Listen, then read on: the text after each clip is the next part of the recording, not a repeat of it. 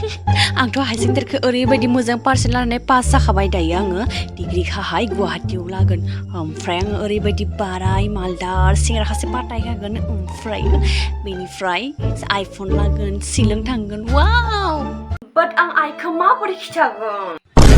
idea आयु एसे गरम र' मबाइलखौ लानोसै जिरायनानै आयै गथ'फोरालाय गुवाहाटी थांनालाय मा खामायखोसोलाय माबा गुवाहाटीयाव थांनानै माबा 5,000 10,000 15,000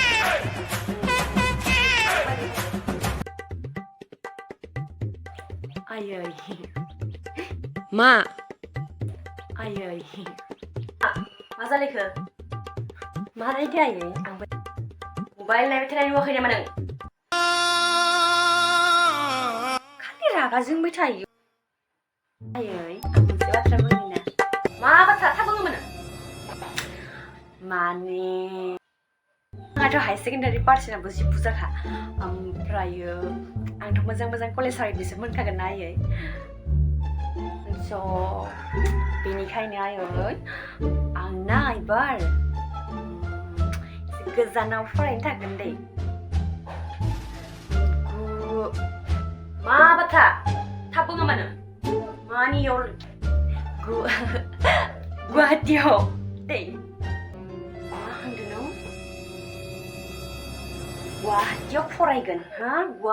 उन्दै गथ'फोरा गुवाहाटीयाव फरायनो थांनानै मा जादों ससियेल मिडियायाव दासो नायखादों सालाय आङो बिमा बिफाखौ बरबाद खालामजोब्बाय आं फरायथारगोन नोंनि थान्दाखौ मिथियाखै सानदों नों बिफानि नाम सेस खालामजोब्बाय मान हरमान सेस खालामजोब्बाय इसोर साला आरो गुवाहाटीयाव फरायनाय होनबावदोसो नोङो साला गथ'